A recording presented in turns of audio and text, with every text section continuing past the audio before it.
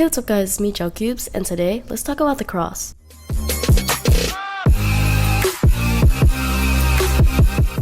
About a week ago today, I recorded a video to overview how exactly I plan to become sub 10 in 4 weeks. That video couldn't be transferred to my iPad to edit, so we flushed it down the toilet. But anyways, I thought I could go over my plans step by step during these weekly progression videos. Firstly, the first step is limiting the amount of moves in the cross. I solve on green cross and I use way too many moves solving for my cross, causing it to be rather inefficient. One of the first things I've done is actually do some research from a source I'm very familiar with, YouTube. Secondly, I went to a reliable source, JPerm, and it's this video specifically that really helped me. To give a quick overview of what I did this week, I have 5 things that I did that I'd like to go over. Firstly, I ignored the centerpieces. This means that you would solve the cross without aligning the cross to their respective centers. One thing I was particularly challenged about was knowing the orientation, because I would get really confused whether the red would go to the left or to the right to white, and I soon figured it all out, which really improved my times because I wasn't so confused all the time. Secondly, I would kill 2 birds with 1 stone, or put in 2 pieces with 1 move.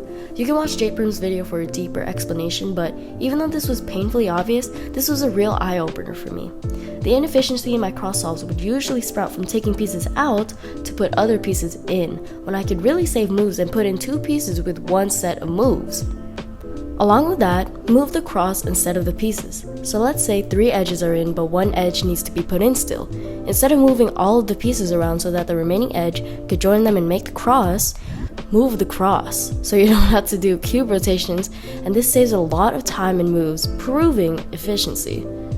Next, I'd plan out my entire cross during inspection, because I found that a lot of the time, I just locate where the edges are for my cross, but not necessarily put a whole solution together. I haven't been able to completely figure out, L, U prime, R, but I can usually figure out an idea of a solution and look around and ahead while doing that. Lastly, just doing lots of solves, because you won't get better unless you're constantly practicing over and over again. You can definitely learn algorithms or cases from videos and PDFs and such, but there are just some things that you can only learn by solving because you're seeing the pieces and you need to understand how the pieces are moving. That's the difference in learning through algorithms and from experimenting during your solves, because algorithms are just a set of moves, but experimenting will cause you to understand and come up with even better solutions by yourself, making it even more intuitive, and it's almost easier for yourself and your whole cubing journey.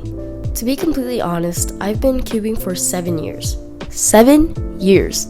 And I've started really feeling that I'm behind in the cubing community.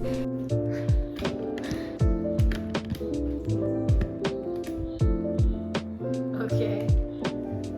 Anyway. Especially with my 2-year break from YouTube, I've got even more behind, and I lost track of new cubing innovations, technology, and overall relevancy. I think that with becoming a faster cuber, I'll need cubes that can keep up with me, so this not only betters my times, but it also betters me as a content creator for the cubing community, as there are so many reliable sources. I want to be a great addition to that and be a very real and personal creator for you all, so that you can all enjoy my content and rely on me for true content. I can definitely still do reviews and unboxings on cubes while being slow, but I just think being faster will help me to be a source of reliability, like, oh yeah, she's fast, so if she says this cube works for her, I should definitely listen to her and get that cube too. Instead of, oh, she says this cube works for her and it's good, but she's rather slow, so I should watch a faster cuber review this to see if this cube can keep up with faster turning and whatnot, Speaking of finding a cube to keep up with faster turning, if your current cubes aren't fitting you, go shop at thecubicle.com and use discount code GelCubes for 5% off your entire order.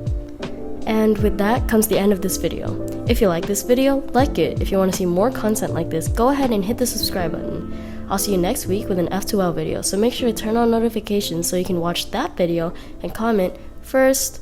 Also, follow me on Instagram at GelCubes_ to text me or see updates on my videos. Alright, that's enough end of the video promo.